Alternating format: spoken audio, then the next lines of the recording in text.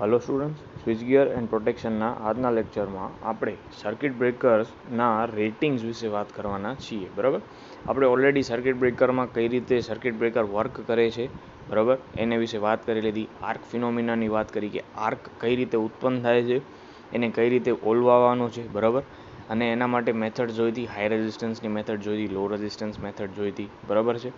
હવે આગળ એના માટે સર્કિટ બ્રેકરનું ક્લાસિફિકેશન આપેલું છે, પણ એની પહેલાં આપણે એક ઇમ્પોર્ટન્ટ ટૉપિકની વાત કરી લઈએ. એક નાનો ટૉપિક છે કે જેનું નામ છે સર્કિટ બ્રેકરના રેટિંગ્સ, બરાબર છે. હવે સર્કિટ બ્રેકર્સના રેટિંગની વાત કરીએ તો સૌથી પહેલાં તો સર્કિટ બ્રેકર છે એ આપણે સર્કિટમાં લગાવેલું છે શેના માટે છે, તો કે ફોલ્ટ થાય અને જે ફોલ્ટ કરંટ આવે એને ઇન્ટરપ્ટ કરવા માટે લગાવેલું છે, બરાબર છે. તો સર્કિટ બ્રેકરને કયા સિચ્યુએશનમાં ઓપરેટ થવાનું છે એ આપણને ખ્યાલ હોવી જોઈએ. પહેલી નોર્મલ કન્ડિશન તો શું હોવી જોઈએ, તો કે ફોલ્ટ થયો તો ફોલ્ટ કરંટને ઇન્ટરપ્ટ કરવા માટે એને ઓપરેટ થવું જોઈએ, એટલે કે ફોલ્ટી સેક્શનને આઇસોલેટ કરવા માટે એને ઓપરેટ થવું પડશે, બરાબર છે. એટલે કે ફોલ્ટ થાય ત્યારે ફોલ્ટી સેક્શનને દૂર કરવા માટે એને ઓપરેટ થવાનું છે. હવે શું થાય તો કે ઘણીવાર ફોલ્ટ થયો હોય ત્યારે એને ઓન થવું પડે છે, એટલે કે એ ફોલ્ટ કરંટને હેન્ડલ કરી શકતો હોવો જોઈએ, બરાબર છે. પછી ફોલ્ટ થયા પછી સર્કિટ બ્રેકરને ઓન સ્થિતિમાં, એટલે કે શું થાય તો કે ઘણીવાર ફોલ્ટ જ્યારે સિસ્ટમમાં થાય છે એ કેવા ફોલ્ટ હોય છે, મોમેન્ટરી ફોલ્ટ હોય છે, એટલે કે ટ્રાન્ઝિયન્ટ, બહુ ઓછા સમય માટેના હોય છે. તો એ કેસમાં સર્કિટ બ્રેકર ઓન થતું નથી, એટલે કે એના કોન્ટેક્ટ્સ સેપરેટ થતા નથી. તો આ કેસમાં ફોલ્ટ કરંટ સર્કિટ બ્રેકરમાંથી જ પસાર થવાનો છે. તો સર્કિટ બ્રેકર આ ફોલ્ટ કરંટ સહન કરી શકતો હોવો જોઈએ. તો આ ત્રણ કન્ડિશન છે કે જેમાં સર્કિટ બ્રેકરને ઓપરેટ થવાનું છે. હવે આના ઉપર આધારિત એના ત્રણ મેઇન રેટિંગ્સ આપણને ખ્યાલ હોવા જોઈએ, જે તમને એઝ એ ડેફિનેશન, વ્યાખ્યા તરીકે પૂછાઈ શકે છે. ક્યાં? એક તો બ્રેકિંગ કેપેસિટી, મેકિંગ કેપેસિટી અને શોર્ટ ટાઈમ કેપેસિટી. હવે નામ ઉપરથી જ આપણને થોડોક આઈડિયા આવી જશે કે બ્રેકિંગ કેપેસિટી એટલે શું. તો કે સપોઝ કે કોઈ ફોલ્ટ થયો છે, બરાબર, તો ફોલ્ટ કરંટને સર્કિટમાંથી વધારે હેવી ફોલ્ટ કરંટ પાસ થશે. આ હેવી ફોલ્ટ કરંટને બ્રેક કરવો પડશે. તો સર્કિટ બ્રેકરની ફોલ્ટ કરંટના આરએમએસ કિંમતને બ્રેક કરવાની કેપેસિટીને શું કહેવાય, બ્રેકિંગ કેપેસિટી, બરાબર છે. મેકિંગ કેપેસિટી, હવે આ પોઈન્ટ આપણને ખ્યાલ હોય કે ઘણીવાર કે શું કરવું પડે છે, તો કે આપણને ફોલ્ટ કન્ડિશનમાં એને ઓન પણ કરવું પડે છે, બરાબર છે. તો એ કન્ડિશનમાં ફોલ્ટ થયો, એ કન્ડિશનમાં સર્કિટ બ્રેકરના કોન્ટેક્ટ્સને ક્લોઝ કરવા પડે છે. તો એ કેટલો કરંટ જે સહન કરી શકશે કે જેથી કરીને ઓન થશે, બરાબર. તો એને શું કહેવાય, રેટેડ મેકિંગ કેપેસિટી. સર્કિટને શું કરે છે, મેક કરે છે, બ્રેક નથી કરતો, એટલે મેકિંગ કેપેસિટી. પછી શોર્ટ ટાઈમ કેપેસિટી. હવે આજે આપણો થર્ડ પોઈન્ટ છે, બરાબર, જે આપણો આ થર્ડ પોઈન્ટ છે, એમાં આપણે શું કીધું તો કે ઘણીવાર એવું થતું હશે કે ફોલ્ટ કેવો હશે, મોમેન્ટરી, એટલે ક્ષણિક હશે. તો એ કેસમાં સર્કિટ બ્રેકર છે એ ફોલ્ટ કરંટને સહન કરી શકતો હોવો જોઈએ. પણ એનો મતલબ એ નહીં કે ફોલ્ટ વધારે ટાઈમ સર્કિટમાં રહ્યો છતાં પણ સર્કિટ બ્રેકર એને સહન કરી શકે. એક નિશ્ચિત સમય માટે એ ફોલ્ટ કરંટને સહન કરી શકે છે. તો એ જે કેપેસિટી છે અથવા તો એ ટાઈમ છે એને આપણે શું કહીશું, શોર્ટ ટાઈમ રેટિંગ, બરાબર છે. તો આ ત્રણ રેટિંગ મેં તમને ઉપરથી સમજાવી દીધું. હવે આપણે એને ડીપમાં જોઈએ. તો કે બ્રેકિંગ કેપેસિટી. હવે મેં જેમ કીધું હતું, જ્યારે ફોલ્ટ થાય ત્યારે સર્કિટમાંથી ફોલ્ટ કરંટ વહે છે, બરાબર છે. હવે જે સર્કિટ બ્રેકર ફોલ્ટ કરંટ છે એ સર્કિટ બ્રેકરના કોન્ટેક્ટમાંથી જ પાસ થતો હશે. તો સર્કિટ બ્રેકરના કોન્ટેક્ટ્સ જ સર્કિટ બ્રેકર શું કહેવાય, ફોલ્ટ કરંટને બ્રેક કરશે. તો એ જે બ્રેક કરવાની ક્ષમતા છે એને આપણે બ્રેકિંગ કેપેસિટી કહીશું. હવે આપણે ટેકનિકલ ડેફિનેશનની વાત કરીએ તો આપેલા રિકવરી વોલ્ટેજે, પાવર ફેક્ટરે અને આરઆરવી, બરાબર, માટે, એટલે કે rate of rise of striking voltage માટે સર્કિટ બ્રેકરની આરએમએસ કરંટને બ્રેક કરવાની ક્ષમતાને શું કહેવાય છે, બ્રેકિંગ કેપેસિટી કહેવાય, બરાબર છે. શું કહેવાય, બ્રેકિંગ કેપેસિટી કહેવાય, બરાબર છે. હવે શું થાય તો કે બ્રેકિંગ કેપેસિટી જનરલી બે ટાઈપની હોય છે, સિમેટ્રિકલ બ્રેકિંગ કેપેસિટી અને એસિમેટ્રિકલ બ્રેકિંગ કેપેસિટી, બરાબર છે. પહેલાં ડેફિનેશન હજી એકવાર આપણે જોઈ લઈએ કે આપેલા રિકવરી વોલ્ટેજે, પાવર ફેક્ટર અને આરઆરવી બરાબર, આરઆરવી માટે સર્કિટ બ્રેકરના કરંટની આરએમએસ વેલ્યુ માટે સર્કિટ બ્રેકર બ્રેક કરી શકતો હોય એની ક્ષમતાને આપણે શું કહીએ છીએ, બ્રેકિંગ કેપેસિટી, બરાબર છે. બ્રેકિંગ કેપેસિટી બે ટાઈપની, સિમેટ્રિકલ બ્રેકિંગ કેપેસિટી અને એસિમેટ્રિકલ બ્રેકિંગ કેપેસિટી. હવે આગળ શું થાય તો કે જ્યારે ફોલ્ટ થયો હોય બરાબર છે ત્યારે ખાલી ને ખાલી એસી કરંટ નહીં હોય, એની અંદર થોડો ડીસી કમ્પોનન્ટ પણ હશે બરાબર, જે ટાઈમ સાથે શું થાય ડીકે થતો જાય છે બરાબર છે. એટલે કે ફોલ્ટ કરંટ હશે એનું વેવફોર્મ છે એ પ્યોરલી સિમેટ્રિકલ હશે નહીં બરાબર છે, બરાબર પ્યોરલી સિમેટ્રિકલ હશે નહીં, એની અંદર ડીસી કમ્પોનન્ટ પણ છે બરાબર. હવે એટલે આપણે શું કહ્યું તો કે એવું આપણે ધાર્યું કે એક એક્સ કમ્પોનન્ટ છે અને બીજો વાય કમ્પોનન્ટ છે. એક્સ એટલે શું તો કે એસી કમ્પોનન્ટની મેક્સિમમ વેલ્યુ થશે અને વાય છે એ ડીસી કમ્પોનન્ટ છે બરાબર. હવે શું થાય તો કે સિમેટ્રિકલ બ્રેકિંગ એટલે શું તો કે એસી કમ્પોનન્ટની આરએમએસ કિંમત. હવે આરએમએસ કિંમત તમને ખબર હતી કેટલી થાય x/√2, મહત્તમ કિંમત /√2 કરો તો તમને આરએમએસ કિંમત મળે. તો અહીંયા આપણે શું કરીએ છીએ, એક્સ છે એ એસી કમ્પોનન્ટની મેક્સિમમ વેલ્યુ છે, એને √2 થી ડિવાઈડ કરી નાખીએ તો આપણને સિમેટ્રિકલ બ્રેકિંગ કરંટ મળી જશે બરાબર. અને એ સિમેટ્રિકલ બ્રેકિંગ કેપેસિટીમાં શું આવે તો કે કુલ કરંટ એટલે કે ટોટલ કરંટ એસી પ્લસ ડીસી બંને બરાબર, એની આરએમએસ કિંમત મેળવીએ તો આપણને શું મળે છે, એસિમેટ્રિકલ બ્રેકિંગ કેપેસિટી મળે બરાબર છે.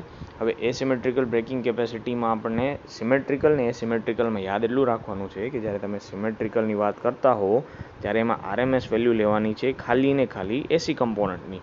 જ્યારે તમે એસિમેટ્રિકલ બ્રેકિંગ કેપેસિટીની વાત કરતા હો ત્યારે ટોટલ કરંટ એટલે કે એસી પ્લસ ડીસી કમ્પોનન્ટ બંને આવી જશે બરાબર છે. હવે આગળ જઈએ તો બ્રેકિંગ કેપેસિટી જનરલી શેમાં દર્શાવવામાં આવે છે, એમવીએમાં દર્શાવવામાં આવે છે, જ્યાં આઈ છે એ રેટેડ બ્રેકિંગ કરંટ છે અને વી છે એ રેટેડ વોલ્ટેજ છે, રેટેડ સિસ્ટમ વોલ્ટેજ છે. તો રેટેડ બ્રેકિંગ કેપેસિટીની આ સૂત્ર તમારે યાદ રાખવાનું છે કે જે તમને આગળ આપણે આજે સમ કરશું એમાં તમને ખૂબ જ ઉપયોગી થશે બરાબર. √3 × VI × 10⁻6 MVA બરાબર છે. હવે મેકિંગ કેપેસિટીની વાત કરીએ તો ઘણીવાર શું થાય તો કે સર્કિટમાં ફોલ્ટ થાય તો સર્કિટ બ્રેકરને ઓન કરવાનું થાય છે. આપણો સેકન્ડ પોઈન્ટ યાદ કરો કે ફોલ્ટ થયો છે ત્યારે આપણે સર્કિટ બ્રેકરના કોન્ટેક્ટ્સને મેક કરવાના, પાછા કોન્ટેક્ટમાં લઈ આવવાના છે. તો હવે ત્યારે શું થાય તો કે ઇલેક્ટ્રોમેગ્નેટિક ફોર્સિસ હશે કે જે કોન્ટેક્ટને એકબીજાથી નજીક આવવા દેશે નહીં બરાબર છે.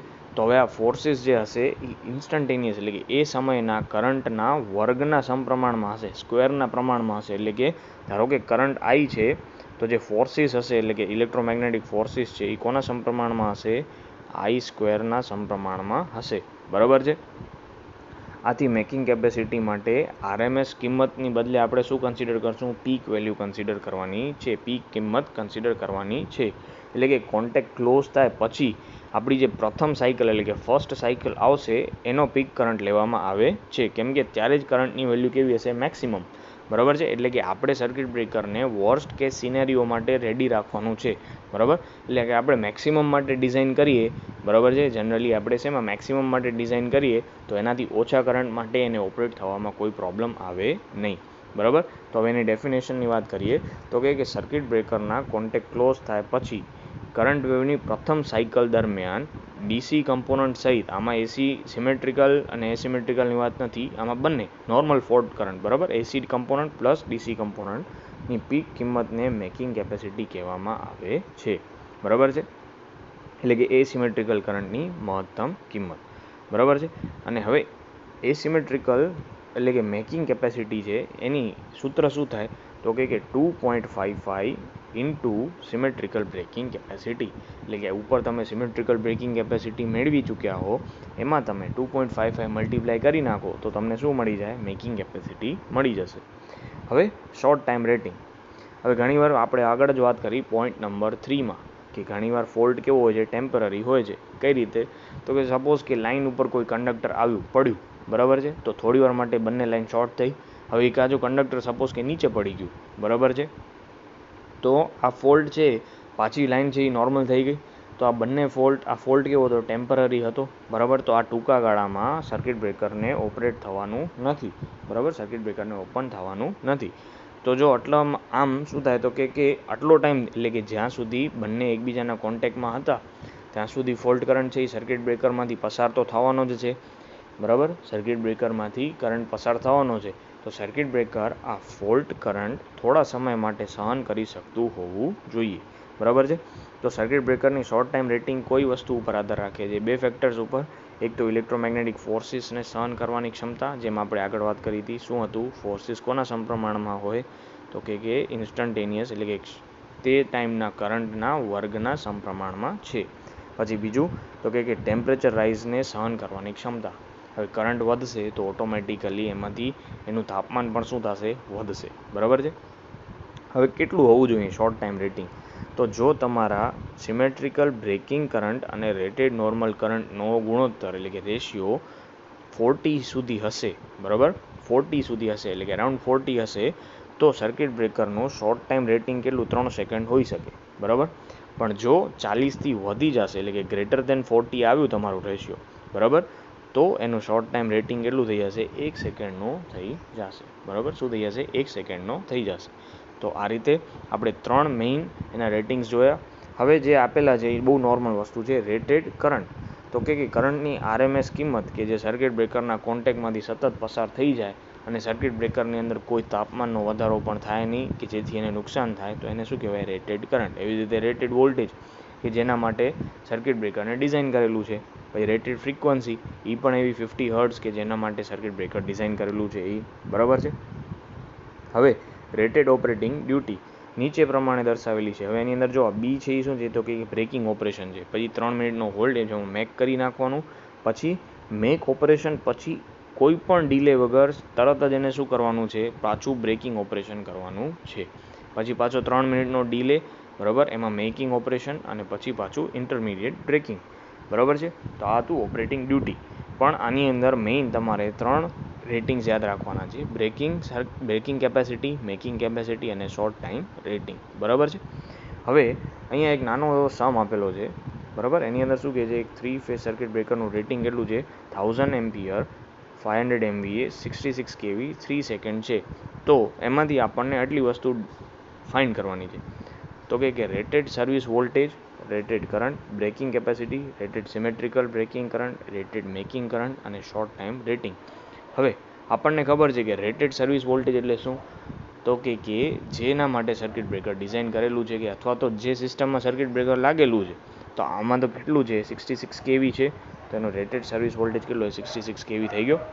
પછી રેટેડ કરંટ તો જેના માટે ડિઝાઇન કરેલું છે, તો રેટેડ કરંટ કેટલો છે? 1000. બરાબર. પછી બ્રેકિંગ કેપેસિટી, તો બ્રેકિંગ કેપેસિટીનો એકમ શું હતો? MVA. તો અહીંયા આપણને ઓલરેડી આપી જ દીધું છે. કેટલા છે બ્રેકિંગ કેપેસિટી? 500 MVA.